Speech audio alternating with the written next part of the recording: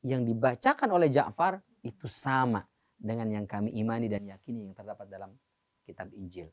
Maka setelah itu kemudian orang-orang kafir Quraisy itu yang dipimpin oleh Amr bin As ya pulang dengan tangan kosong. Dia bawa upeti diberikan kepada Raja Najasyi, berharap mereka akan dibalikin itu para sahabat. Ternyata upetinya diterima, mereka tidak pulang, diberikan. tidak Akhirnya apa-apa. pulang dalam kondisi rugi. Masya Allah. Prank lagi. Bismillahirrahmanirrahim. Assalamualaikum warahmatullahi wabarakatuh. Sahabat muslim dimanapun berada, apa kabarnya? Semoga dalam keadaan sehat walafiat. Alhamdulillah kembali lagi di program kesayangan kita, Satu Kisah Sahabat, bersama saya Nong Niken.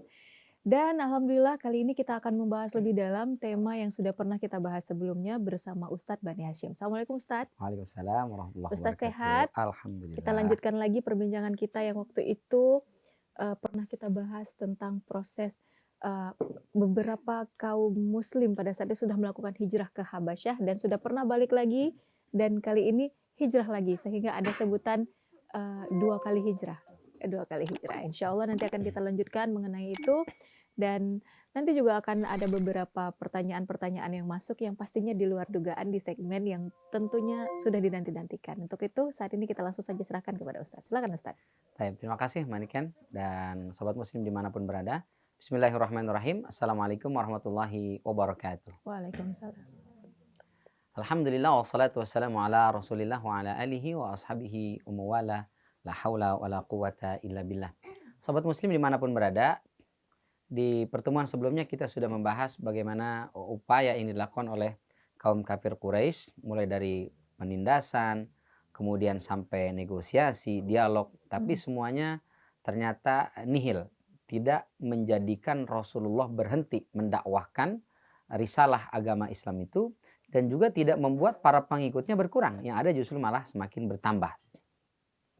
Sampai kemudian Abu Jahal sudah apa istilahnya ya, buntu lah, sudah nggak tahu apa yang harus dilakukan. Dia sampai ingin membunuh Nabi kita Muhammad SAW. Tapi kemudian usulan itu ditolak oleh banyak orang kafir Quraisy karena mereka mengatakan kalau sampai Muhammad dibunuh, maka yang terjadi adalah pertumpahan darah di Mekah yang berkepanjangan. Karena biar bagaimanapun, kata mereka, Muhammad itu adalah merupakan orang yang memiliki nasab leluhur yang terbaik. Jadi kalau dari keluarga leluhur yang terbaik sampai dibunuh di Mekah itu, maka itu akan menimbulkan gejolak yang sangat dahsyat. Apalagi orang Arab dulu mereka sangat menghormati dan memuliakan nasab ya. Kalau orang nasabnya nggak jelas dari mana, mungkin nggak ada yang peduli. Tapi kalau nasabnya adalah inti dari orang Mekah itu sendiri, dari suku Quraisy, wah itu luar biasa ya. Maka kemudian apa hal berikutnya yang mereka lakukan adalah mereka mencoba mendekati tokoh sesepuh dari suku kabilahnya Nabi Muhammad SAW, yaitu paman Rasulullah, Abu Talib. Didekatilah Abu Talib. Abu Talib, ini keponakanmu semakin hari semakin membahayakan Mekah. Dia sudah memporak-porandakan persatuan bangsa Mekah ini. Kita tidak lagi sama menyembah Tuhan yang sama, Lata, Manat, dan Uzza, gara-gara Muhammad sudah mulai terpecah belah. Ini kau adalah orang yang kami hormati, kami tuakan, suaramu didengar oleh masyarakat Mekah dan juga didengar oleh Muhammad. Kami lewat engkau langsung. Kalau kemarin kami datang ke Muhammad mentah, sekarang kami apa istilahnya? Dia melalui orang dekat ya, lah. melalui orang dekat lah, menjadikan kau sebagai perantara. Tolong hentikan Muhammad, karena kalau enggak kami nggak tahu apa yang akan terjadi nanti. Mungkin Jangan bisa salahkan terjadi kami gitu ya. Ya, kalau misalnya ada terjadi kekerasan, maka jangan salahkan kami. Mungkin bahasa kasarnya begitu. Maka kata Abu Talib, oke, saya akan panggil Muhammad, saya akan berbicara dengan dia. Datanglah Rasulullah SAW ke rumah Abu Talib, begitu beliau panggil, wah Bunda Khadijah mulai dagdikduk nih. Waduh, Abu Talib sudah manggil, ada apa nih gitu. Jangan-jangan Abu Talib dipengaruhi oleh masyarakat Quraisy, nanti akhirnya Abu Talib memusuhi suaminya. Dan nggak mungkin Rasulullah melawan Abu Talib, karena Abu Talib adalah ayah yang telah menggantikan ayah kandungnya, paman tapi posisinya seperti ayah, yang sangat mencintai, menyayangi Rasulullah dan juga Ibunda Khadijah. Sehingga kalau kita dibenturkan, konfrontasi, nggak tahu nih harus bagaimana tuh. Maka suaminya berangkat ke rumah Abu Talib. Ibunda Khadijah dengan cemas, dengan sedih, tapi tetap berdoa, ya Allah mudahkan, ya Allah mudahkan, ya Allah mudahkan. Maka datanglah Setelah ketemu dengan Abu Thalib bercerita, wahai keponakanku, ini orang-orang Mekah datang kepadaku. Mereka datang tidak hanya sekedar meminta, tapi mereka meminta dan mengancam. Katanya kau sudah melewati batas, kau sudah keterlaluan dan seterusnya. Maka mereka meminta aku agar aku menyampaikan apa yang mereka inginkan agar kau berhenti berdakwah untuk kemaslahatan bersama. Jangan sampai ada pertumpahan darah. Terus ngomong begitu selesai. Nah sekarang bagaimana? Lalu kemudian kata Rasulullah SAW sambil menangis, Rasulullah berbicara di hadapan pamannya. Wahai pamanku, law wada'u syamsa fi yamini wal qamara fi yasari. Meskipun mereka meletakkan matahari di tangan kananku, bulan di tangan kiriku, ala an atruka hadal amr, supaya saya meninggalkan dakwah ini, saya tidak akan, wallahi ma taraktu, saya tidak akan meninggalkan dakwah ini sampai Allah yang memenangkan, au uhlaka fihi, atau saya yang terbunuh. Masya Allah. Begitu Abu Thalib mendengar ucapan keponakannya, ternyata luar biasa. Ini keponakan saya sampai rela mati untuk menyampaikan risalah dakwah ini. Berarti nggak bercanda ini gitu ya? Berarti ini bukan main-main, sesuatu yang baik. Dan memang Abu Thalib melihat Rasulullah tidak melakukan sesuatu yang bertentangan gitu. Maksudnya dia lihat keponakannya tidak mengajarkan keburukan, tidak pernah zalim sama orang. Dia justru menghindarkan kezaliman. Jangan ada kecurangan, jangan ada penipuan. Dia memberantas dalam tanda kutip korupsi misalnya. Dia memberantas penindasan. Dia memberantas ketidakjujuran. Dia memberantas judi, memberantas kesyirikan. Itu sesuatu yang positif semua sebenarnya gitu. Cuma satu problemnya adalah Nabi Muhammad SAW membawa itu semua atas nama Allah, bukan atas nama Tuhan-Tuhan mereka. Gitu. Nah, itu yang kata Abu Thalib, ya sudah, wahai keponakanku, if'al ma tuhibbu, atau lakukan apa yang kau sukai. Lakukan apa yang kau ingin kau lakukan. Aku akan berada di sampingmu, aku akan membackup-mu, aku akan menolongmu. Wallahi lan usallimaka ala syai'in abadan. Aku tidak akan menyerahkanmu kepada siapapun selamanya. Selama aku masih hidup, kau lakukan apapun semaumu, aku akan membackup. Kalau ada orang Mekah macam-macam sama kau, aku yang paling depan. Nah, maka gembiralah Rasulullah SAW, pulanglah ke rumah Ibunda Khadijah, menangis Ibunda Khadijah, bagaimana suamiku, bagaimana suamiku. Alhamdulillah wa istriku, Abu Thalib membackup kita. Masya Allah. Alhamdulillah, kata Ibunda Khadijah. Masya Allah. Pada saat itu agama Abu Thalib masih Abu Thalib menyembah berhala-berhala yang disembah oleh masyarakat Mekah. Ya. Tapi beliau adalah orang yang sangat dituakan, disegani karena beliau bahasa sekarang apa ya, juru kunci Ka'bah. Jadi Ka'bah adalah sesuatu yang mulia dan orang yang paling memiliki kewenangan terhadap Ka'bah adalah Abu Thalib. Maka mereka sangat hormat kepada Abu Thalib. Maka setelah itu Abu Thalib mendatangi orang kafir Quraisy. Kalian boleh tidak suka dengan keponakan saya. Kalian boleh membenci keponakan saya. Tapi kalau kalian berani macam-macam menyentuh fisik keponakan saya, kalian bermasalah berurusan dengan Abu Thalib. Oh, satu Mekah, nggak ada yang berani semuanya. Maka ini proteksi yang diberikan oleh Abu Thalib terhadap dakwah Rasulullah SAW yang membuat Rasul bernafas lega.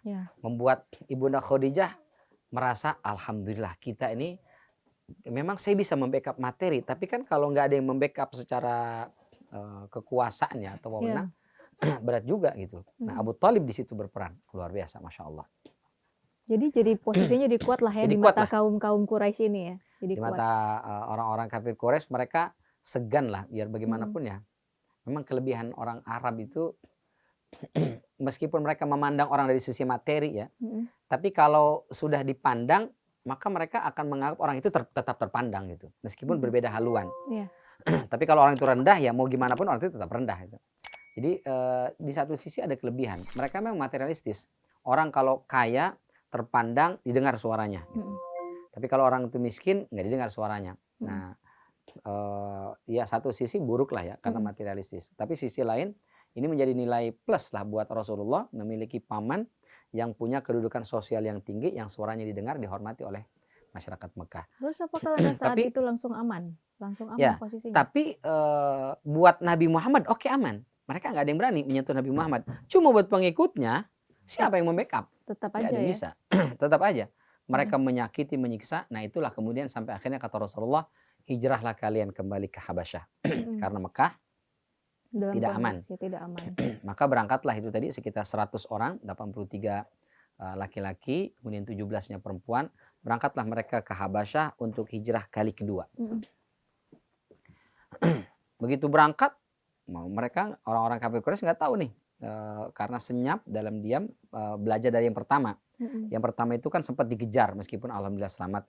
Maka yang kedua, gimana caranya supaya jangan ketahuan, berangkat mereka di waktu yang orang-orang sedang lengah dan tidak bergerombol. Jadi berapa orang duluan, nanti nyusul berapa orang gitu. Dan itu tetap membuat Ibunda Khadijah khawatir Lah, karena pasti. pergi lagi anak saya. Gimana? Kemarin udah selamat, udah kesini, tapi juga serba salah di sini juga takut ya nggak bisa melindungi. Berangkat ke sana juga takut di jalan, masya Allah. Tapi kemudian berangkatlah mereka 100 orang. Begitu dengar orang kafir Quraisy bahwasanya ada sebagian besar pengikut Nabi Muhammad itu sudah berangkat ke Habasyah, naik pitamlah mereka. Gimana caranya supaya meskipun di negeri Habasyah mereka nggak aman? Gimana caranya? Dikejarlah.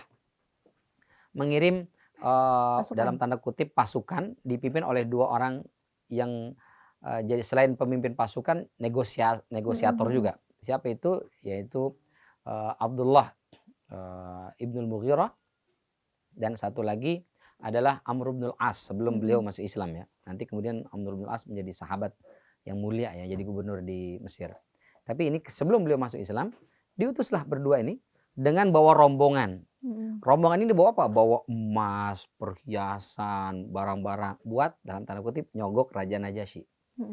Datanglah ke sana, begitu sampai di Habasyah, memberikanlah upeti lah bahasa kitanya itu ya. Hadiah, ya sama raja bagus nih hadiah, ya diterimalah sama raja. Kalian ke sini datang dalam rangka apa? Wahai Raja Najasyi, kami datang ke sini, kami ingin membawa kembali orang-orang dari kami yang datang ke sini. Oh, itu para pencari suaka itu. Kenapa mereka? Mereka itu menghina, mencaci maki tuhan-tuhan kami, dan mereka juga menghina dan mencaci maki Tuhan Anda. Karena Raja Najasyi itu beragama Nasrani.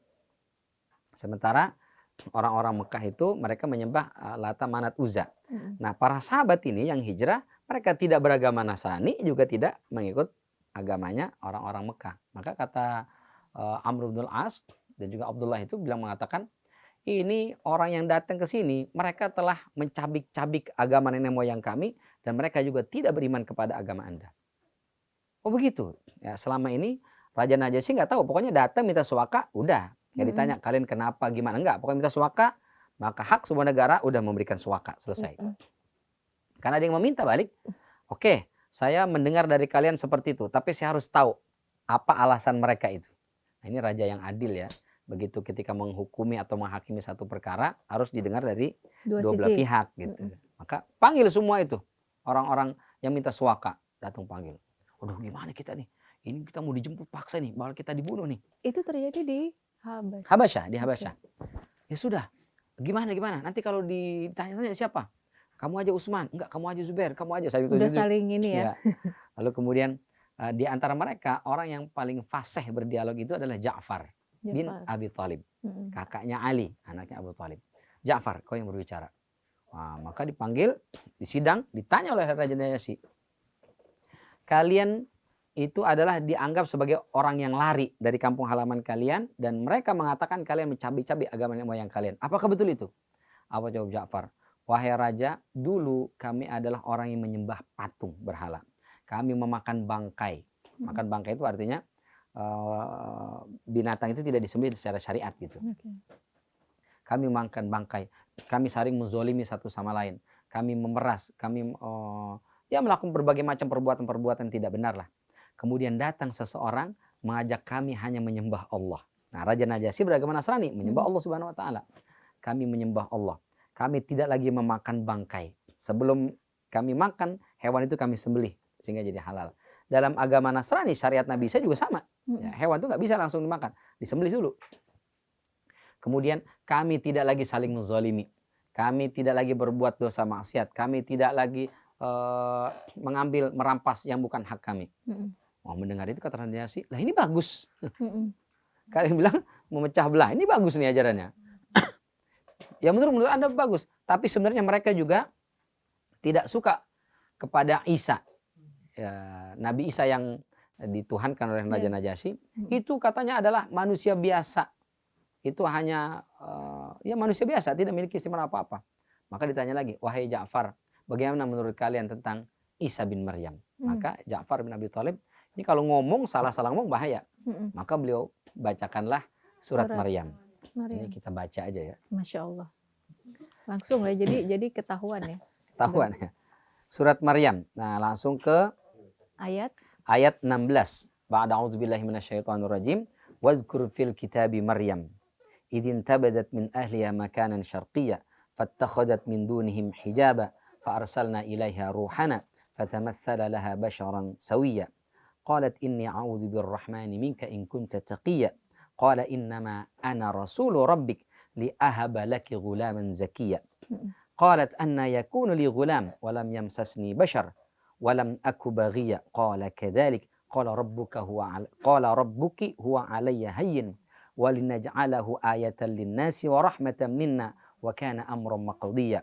Fahamalathu fantabadat bihi makanan qasiyya فأجاءها المخاض إلى جذع النخلة قالت يا ليتني مت قبل هذا وكنت نسيا منسيا فناداها من تحتها ألا تحزني قد جعل ربك تحتك سريا وهزي إليك بجذع النخلة تساقط عليك رطبا جنيا. Begitu baca sampai sini menangis air mata Raja Najasyi. Dan uskup-uskup itu, para penasihat-penasihat, pendeta-pendeta, rahib-rahib itu semua menangis mendengarkan ayat yang dibaca oleh Ja'far. Karena itu berkisah tentang Ibunda Maryam, wanita yang dimuliakan oleh orang Nasrani. Mereka memuliakan Ibunda Maryam. Di situ diceritakan dengan luar biasa. Ya, kata Allah, dan ceritakanlah kisah tentang Siti Maryam, bahwa Siti Maryam itu masuk ke area Al-Aqsa. Lalu kemudian dibikinkan satu bilik di sudut, salah satu sudut. Tinggal di situ, ada hijab, tidak boleh laki-laki masuk ke sana. Lalu datanglah malaikat ke sana. Lalu mengatakan, wahai Maryam, kau akan hamil. Kata Siti Maryam, bagaimana aku bisa hamil? Sementara tidak pernah ada laki-laki yang menyentuh fisikku. Lalu kata malaikat tadi, begitulah mudah buat Allah menjadikan engkau hamil. Maka hamillah. Begitu hamil, semua orang menuduh dan mengatakan bahwa Maryam berzina, menodai kesucian tanah haram. Mengatakan auzubillahi dzalik sebagai pelacur dan seterusnya. Sedih sakit Siti Maryam, maka beliau keluar meninggalkan tanah Al-Aqsa sampai di suatu tempat. Di situ beliau melahirkan di bawah sebatang pohon kurma, sendirian melahirkan seorang bayi, tidak ada suami, tidak ada orang tua, tidak ada manusia satupun, sendirian melahirkan. Begitu terlahir dalam kondisi yang sedih seperti itu, lapar, haus, minta ya Allah aku haus. Lalu kemudian kami keluarkan air dari bawah telapak kaki Maryam, beliau meminum. Setelah itu lapar ya Allah. Lalu kemudian ada sebatang pohon kurma, gerakan itu sampai akhirnya kemudian berjatuhan buahnya. Sebelum itu Ibunda Siti Maryam lari sedih sendirian, orang tua nggak ada, sebatang kara, hamil, nggak ada suami, orang semua tidak ada satupun yang percaya. Sampai beliau mengatakan, coba saya meninggal saja sebelum ini, saya menjadi orang yang tidak dikenal. Itu yang membuat hati Najasyi tersentuh, menangis. Masya Allah, apa kata dia? Yang dibacakan oleh Ja'far itu sama dengan yang kami imani dan yakini yang terdapat dalam kitab Injil. Maka setelah itu kemudian orang-orang kafir Quraisy itu yang dipimpin oleh Amr bin As ya pulang dengan tangan kosong. Dia bawa upeti diberikan kepada Raja Najasyi, berharap mereka akan dibalikin itu para sahabat. Ternyata upetinya diterima, mereka tidak diberikan. Akhirnya pulang dalam kondisi rugi. Masya Allah.